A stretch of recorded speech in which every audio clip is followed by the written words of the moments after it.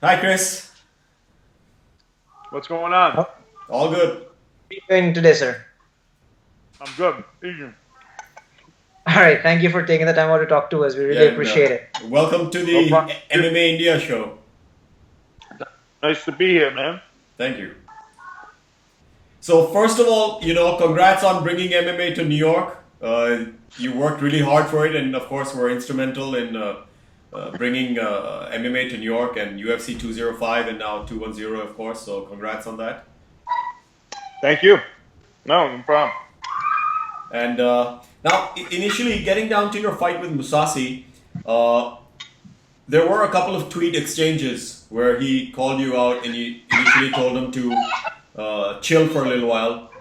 And now, what made you say yes finally? So, because it's not like you said no, you were just deciding. So, what made you decide on saying yes to Musasi? Well, yeah, no, I never said no. I never said any. I was never offered a fight or fight date. All I got was before Christmas, I got a phone call from a manager saying they're offering Whitaker. I said, "Oh, that's good. Sounds good," but I'm still healing up. I don't know what date I'm gonna be ready. I don't want to get into a camp, tell them I'm gonna fight on a certain date, and then I'm still having to deal with this issue. So I said, give me till after the holidays, and we'll figure out where I'm at. And then after the holidays, or when I was on vacation, I saw like Mousasi started saying stuff like backing on fights, and then I'm sorry, before the vacation, I got a call from a manager saying it's not going to be Whitaker, he's hurt or something, or he don't want to fight. And about what do you think of Mousasi? I said, all right, sounds good, but I just still don't know when's a good time for me to fight yet. And that's pretty much was it. And then Musasi's going on Twitter saying that I might turn down fights with him. I'm just like, bro, first of all, I want to fight you. Secondly, I just gotta wait until I know when I can fight. I'm not gonna schedule a fight, then I'm injured during camp. So after I got back from vacation, I texted Dana, April or May, and please prefer Musasi, and that was it. And then they made it April 8th. I feel Right, like and Musasi's just trying to, talk for the first time in his life, Yeah. and which is, all the power to him. It's, want him to get out there and make a name for himself, because that's what these guys got to start making some money. right, and back in November itself, right after UFC 205, you said you wanted to get back inside the octagon and get a victory. So when are you medically cleared? What was the situation back in November? What were you told after your fight with Yoel Romero? Oh yeah, no, I felt I was good right away. I passed all the concussion tests. I had a gash on the side of my head here, uh, and that was it. I was training right away, but what happened is the gash on the side of my head, as I was training, it hit against the cage. We were doing cage wrestling. It hit against the cage. It reopened. It was tender, and I'm like, man, this thing's not healing that good, because there was a lot. They didn't do that many stitches because it was in the hair, so they did there was a lot of space between each stitch, so it didn't sew up the best, I guess. I don't know, and so I was just like, I don't want to sign to a fight, February or March, and then this thing's opening up throughout the whole camp, and I'm dealing with that going to the emergency room, get 2 stitches every 2 seconds. So I was like, let me take some time, train with it, see how it feels, and see if it's not going to open up. And that's really what the deal was, and now it's good. Right. And I also wanted to, rewind the clock a little, because we talked. I called you. I took part inside, during the media conference call many years ago after your fight with Anderson Silva, when your second fight with Anderson Silva was coming up, and a lot of people were talking about the third Anderson Silva fight. So just I wanted to turn the clocks back and talk to you about your first fight with Anderson Silva. What went through your head when all of that happened?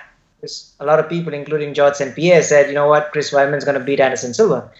So just can you tell us what happened, what went through your head when the fight happened, when you caught Silva while he was trying to do his usual thing? Just what went through your head at that point?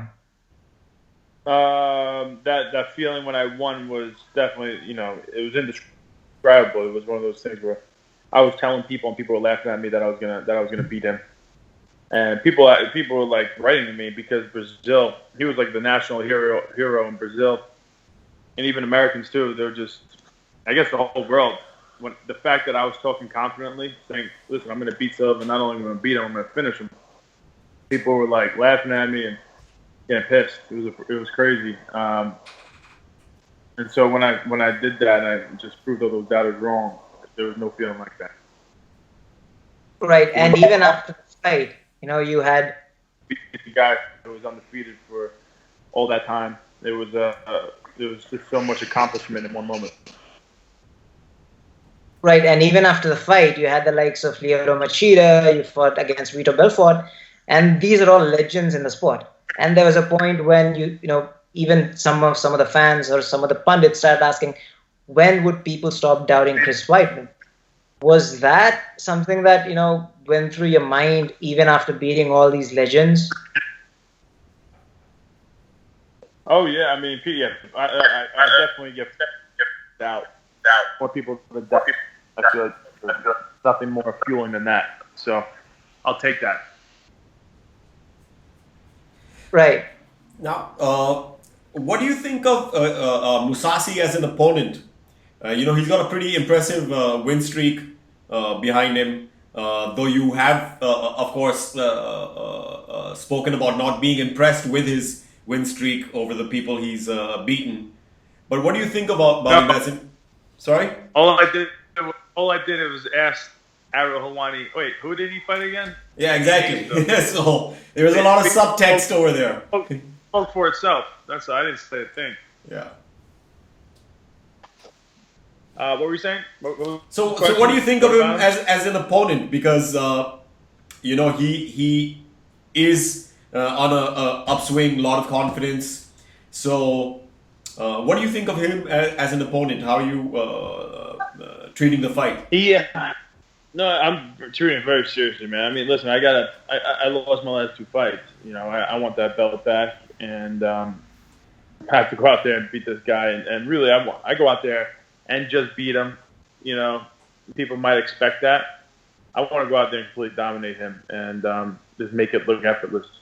And I think at that point, people will realize that, all right, maybe that wasn't the best Chris Weidman performances in his last two fights, and maybe he still is the best guy in the world. And I'll prove that to all the doubters out there now after this fight. So that's the goal. But he's experienced. He's very calm in stressful situations, which is a good thing to be.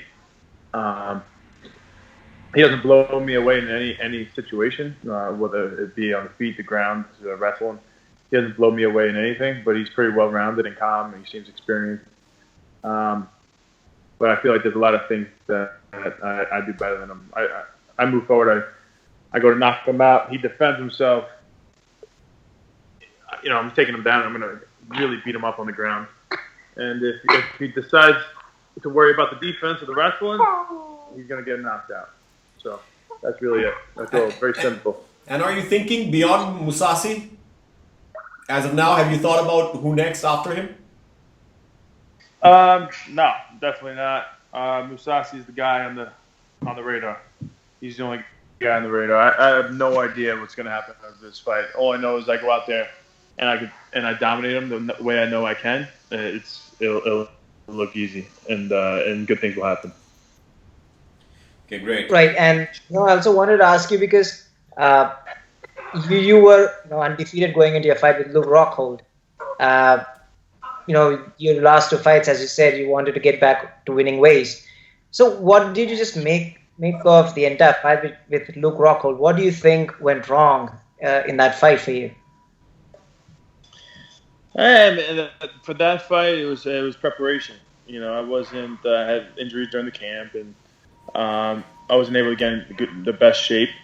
I did a 6-week camp, and in the first week I broke my foot, and it just never healed, and I wasn't able to really work the way I needed to work to feel confident with my cardio. And I think the problem is when you're not confident in your cardio, you're not able to do what your body is telling you to do. And So I held back on a lot of things that I usually wouldn't have held back on if I wasn't, I think, a little bit better shape. Now, as Right. far as the Romero fight goes, it seems like you came in with a really good plan, and especially the first round, you were dominating him. That knee, was it just one of those things that you can't prepare for? Because it's not like he was, winning the fight or anything. It was just like a moment, that happened. So is it one of those things that you feel you can't prepare for, or do you think there was something you want to fix going forward?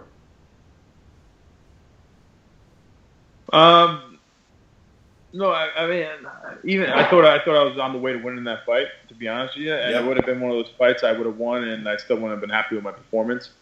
I felt like I didn't bring my game. I didn't just stay in his face and try to beat the crap out of him, and I played too much running. I moved a lot. I think he really didn't hit me the whole fight until the knee. Yeah. There was nothing that he did that bothered me at all.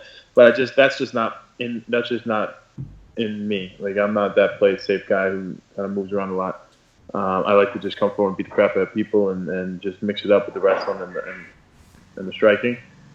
But he, with as far as the knee, it was just a mistake on my part. He capitalized on. When you fight a southpaw, you never shoot your head towards the left side. That's just rule number one. I've taught people this. I've drilled it. Every time I fought a southpaw, this is the way I drill my takedowns. I never shoot with my head to that side, the side I shot in that third round. And for whatever reason, that third round, I shot with my head to that side. And I think it was, don't know, go talk to Mommy. I think it was because going to the third round, at the second round, I felt like he really was tired and I was ready to break him. And I just wanted to level change and I kind of got sloppy and I didn't give him enough credit in that third round. And when I level changed and went for the leg I shouldn't have gone for, he came over that knee. And, that's the game. That's what makes this game so fun to watch, is because at any given moment, any given time, any given opponent, anything could happen. Right. Since, talking about wrestling, I also wanted to, dwell a little on your background in wrestling, collegiate wrestling, and how that transformed you into the fighter that you are. So can you also tell us about your early days as an amateur wrestler and how that helped you transition into a mixed martial artist? Yeah, I mean, the wrestling helped me so much. I wouldn't be the fighter. I don't know if I probably wouldn't be a fighter if I wasn't, if I didn't wrestle my whole life. That was a clear crossover for me. I grew up fighting a lot, but the wrestling is what gave me discipline and dedication and the mental toughness to believe that you could win and fight. And so the stuff that wrestling gave me is you can't calculate it. It's ridiculous. Everything I am is because of wrestling. Now, I could be a bum right now if it wasn't for wrestling. Who knows? Wrestling got me through school, got me to college, got me my master's degree. I didn't have that drive for school or really I don't know what I would have found something that I'd probably fall in love with, but wrestling has really got me to where I am at in life. now, have you been approached by anybody from the Players Association, and what are your views on having an association in the first place? No, I haven't been approached by anybody like directly. I've seen what was going on, and I think definitely something needs to go down. I'm 100% supportive of having an association and athletes banding together and making sure we're all being treated fairly. But it's really you have to educate yourself. Take time to educate yourself on who you're going to allow to associate yourself with. And I haven't, to be honest with you, I haven't had the time, and I haven't put the effort into really researching each one of these associations and deciding what I think is best. Nothing has hit home with me yet, as far as like, this is the one and these are the people. Not to say that it's not out there. I haven't been approached. I haven't really spoken to anybody about it. I don't really know enough. But I do believe that something needs to go down. Now, you've recently, of course, spoken about being in negotiations with Alquenta and Thompson for Brazil and Vegas being in their corners. So have those negotiations been finalized yet, or are they still ongoing? Oh yeah, yeah. I got done with negotiations for a contract right before the Madison Square Garden fight, right before my UFC 205. No, I'm talking about the negotiations for being in the corner with for in Brazil and Vegas with Alquenta and Thompson. Oh, Yeah, that negotiation. yeah, you had to bring that up. You listened to that interview. I don't know yet. I could tell you. Well, one of the boys wanted me to fly out to South Carolina, and I was going to do that for his camp, and I can't do it now because I got a new puppy, and I can't leave the dog alone by him. I can't leave him alone with my wife. So is that the excuse you're using? I'm trying to train. I want this dog to be completely trained perfectly, like house trained in 2 weeks period. So I'm putting some serious time in. If I leave for a couple of days, it's going to screw everything up. I can't afford leaving. I need to have this dog ready to go for my training camp, so I don't have to deal with like him crapping everywhere anymore. So that's the goal with that. So one of the boys is going to come out to me, and as far as their fights, I haven't made a decision on that yet. One of the boy actually haven't even. I know he asked me to be in his corner. I haven't answered him on that yet. And Vellante, I see him every day, and I'm going to spar with him later. And every time I see him, it's like, oh, bro, you have to tell me if you're going to be in my corner or not. Like, are you freaking kidding me, bro? You 7 days? You're 7 days? Come on, you 7 days. So he's trying to get me to go out there. I don't know. It's going to be tough. That's going to be there's going to be 4 weeks before I fight. And to travel to Brazil, it's like a 2-day thing pretty much. And, I'm going to be shot. I'm going to be tired. It's going to mess up my training. Right, and so about explain to me why it won't and why everything's going to be perfect out there. And then we'll see then I'll change my mind. But until then, I don't know. Right. Since brought up Stephen Thompson, how difficult was it, or how difficult is it for you and for Stephen to fight on the same card? Because what we saw at UFC 205, even you said that kind of played a part in Stephen Thompson's mindset when he went out to the cage. So how difficult is it for you to be fighting on the same card? Oh, it was tough. It was definitely a crazy thing. For me, it wasn't that bad because I wasn't watching him before my fight. He had to watch me lose and then walk out there and still be confident and not let that affect him emotionally. So it definitely was hard on him. That's probably a bad question for him. Right. Now, you've also spoken, of course, about a movie you might be doing soon. So any word on that? Can you speak about it now? Well, we're going to do another episode of Kevin James, Kevin Can Wait show in 2 weeks. So I'm doing that. And the movie that I'm going to do, actually, I'm not going to be able to do this movie anymore because they couldn't move the date for me. They thought they could, and then now they can't.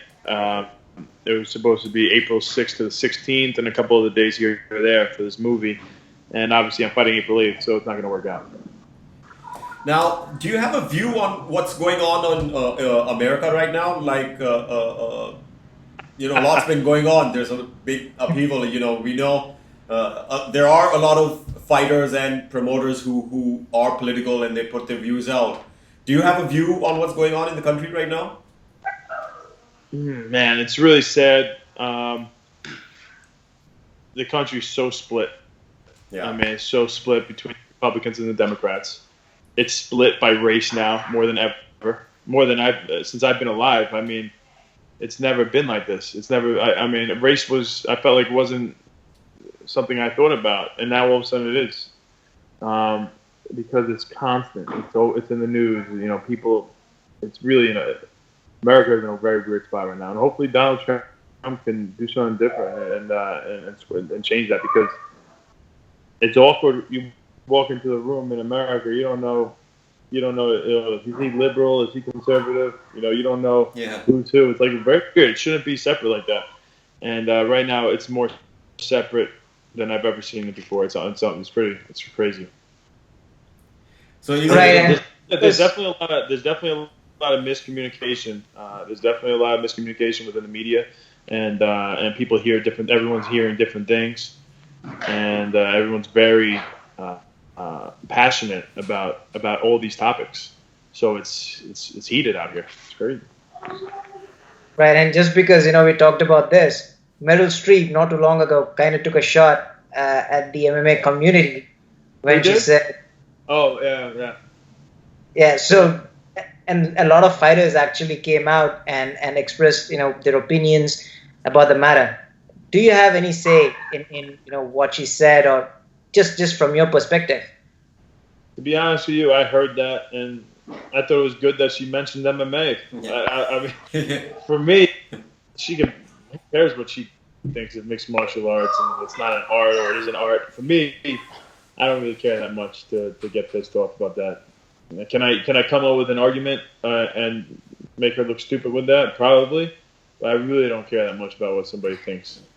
Now, can you tell us a little about balancing being a family man and training and fighting as well? You have 3 kids, of course, like you said, a dog now as well. Can you tell us a little about the balancing act? Because, of course, as we all know, kids can be a handful. So, it's very tough, but it's rewarding, and it also drives you, I think, in a more of a way if you didn't have kids. So. You have to. It's tough because you have to sacrifice a lot of time with your kids. And obviously, you love them. You don't want to sacrifice a lot of time. Just like anybody who works to take care of their family. They're not going to be able to be with their wife and kids all the time. So you're going to have to be working, and that's just part of life. I'm lucky. I'm blessed. I have a wife that's very supportive, helps out a lot when I can't, and.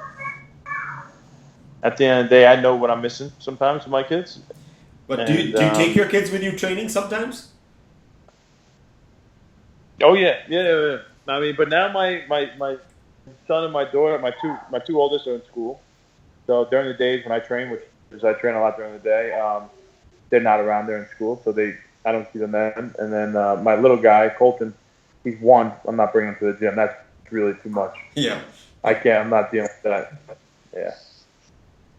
Right, and I also wanted to ask you about your transition from being an amateur wrestler to having this all-round game, and we also know that you've been working on your jiu-jitsu for quite a while.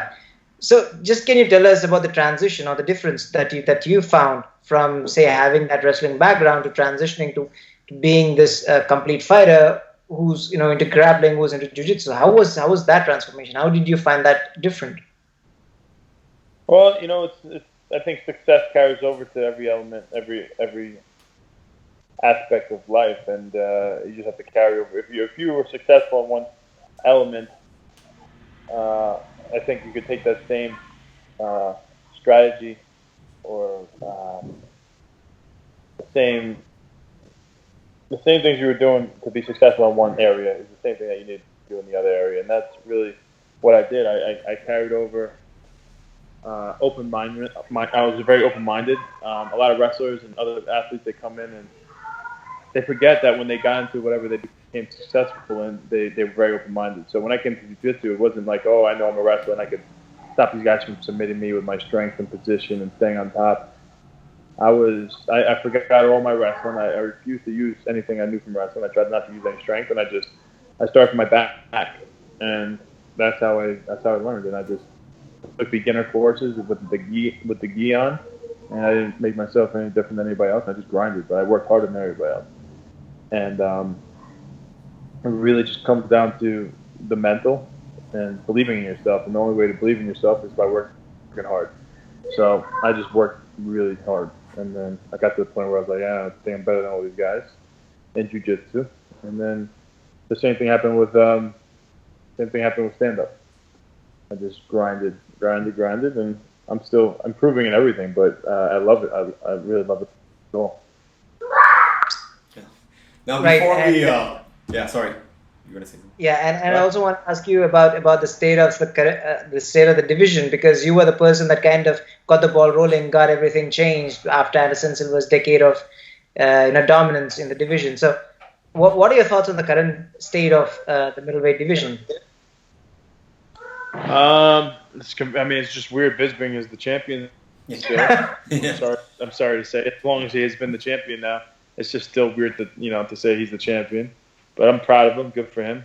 Other than that, those tough guys. It's you got Jacare, you got Luke Still, you got Mousasi, and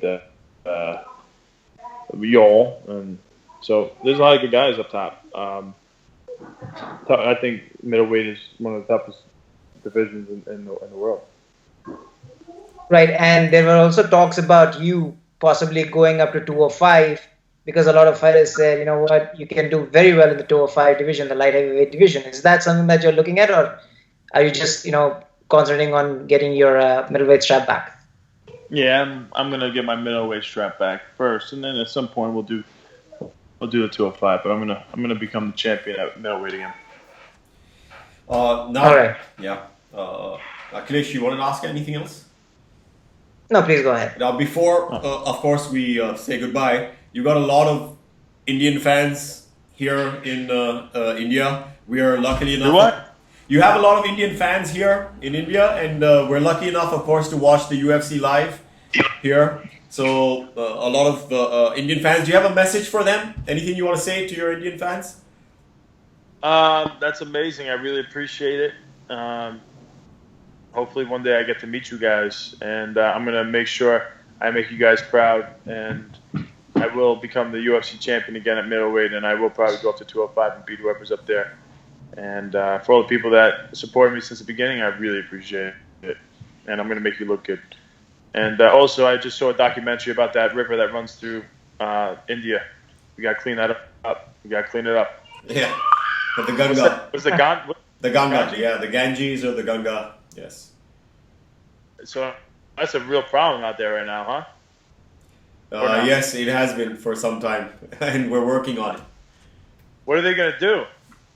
Because it's a Hindu ritual to put the bodies into the rivers, right? To let them decay that way. So that's the problem, right? Well, that's not actually the problem. The problem is a lot of factories on the riverside and everything. The bodies is just part of the problem, but bodies aren't actually put into the river. They're burned on the side of the river. But it's a complicated situation, which we may. It's a long conversation. So maybe on another day when you come to India. Make me talk about Donald Trump. You're going to talk about the Ganji Hindu. Yeah. All right. Okay. Fair enough. All right, guys. Thank you. Well, thank you. Thanks so much for coming on our show, and all the best for the Mousasi fight. I appreciate it. We'll be rooting for you. Thank you so much. Thank you. Thank you. Bye-bye. Bye. Bye.